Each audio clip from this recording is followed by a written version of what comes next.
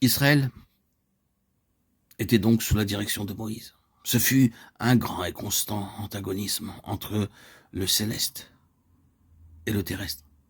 Les 40 années d'une nation dans le désert typifiaient l'antagonisme du céleste et du terrestre, ouvertement en conflit. Ils avaient été amenés hors d'Égypte pour être un peuple céleste, pour avoir toutes leurs ressources, tout leur soutien et leur secours du ciel, pour être dans ce monde sans être de ce monde. Et cette expérience peut être faite dans le désert. La pensée divine, c'était de donner une grande place pour le céleste. Il y aurait eu un lieu pour le céleste dans ce désert. Tout, du point de vue divin, devait être céleste. Le peuple devait être constitué sur des principes célestes. Moïse, sur la montagne, recevait ces principes célestes pour constituer cette nation. Tout procédait du ciel. Toute leur relation avec Dieu dans le désert, centrée sur le tabernacle, était issue du ciel. C'était le modèle montré sur la montagne. Il était céleste. Rien n'était laissé à l'appréciation de l'homme. Leur progression de jour en jour était céleste. Par le moyen de la colonne de nuée et de feu, tout était céleste. La guerre avait un arrière-plan céleste. Moïse, sur le sommet de la montagne, levait ses mains vers le ciel pendant que la bataille se déroulait dans la vallée. Le ciel dirigeait cette guerre. C'est une guerre céleste. Tout était un moyen pour apprendre ce que signifiait le céleste. Mais ils ont échoué dans l'apprentissage de ces leçons. Ils voulaient revenir en bas sur cette terre, ils rejetaient le céleste. C'était trop dur, c'était trop difficile pour la chair, c'était trop incertain. Il fallait une telle dépendance, il y avait une telle impuissance en ce qui concerne le moi.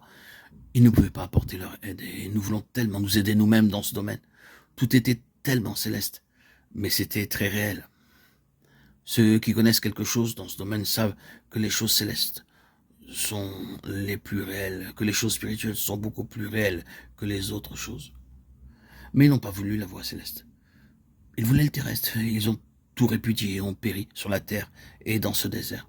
Josué et Caleb ont tous deux tiré pour eux-mêmes les leçons de l'école de Moïse et d'Israël.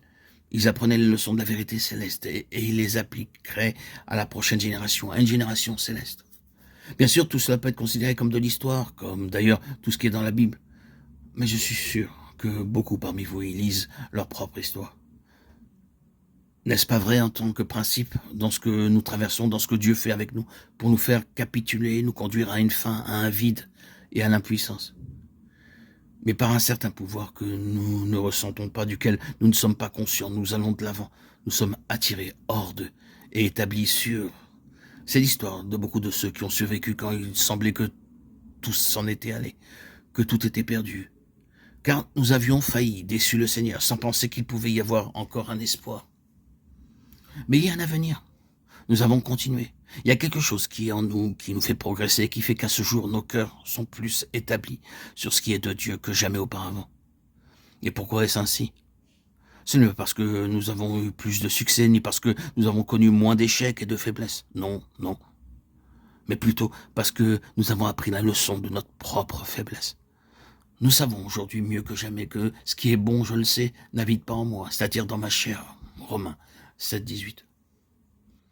Aujourd'hui, le Seigneur a son droit de rachat plus établi sur nous qu'autrefois. Qu'est-ce que tout cela? C'est un mystère. Oh, grâce soit rendue à Dieu, c'est vrai. Remercions Dieu pour sa grâce souveraine. C'est la preuve évidente qu'il nous a adressé un grand appel et qu'il ne sera satisfait que quand il nous aura fait parvenir à la plénitude de son terme. Puissions-nous continuer, quel qu'en soit le prix.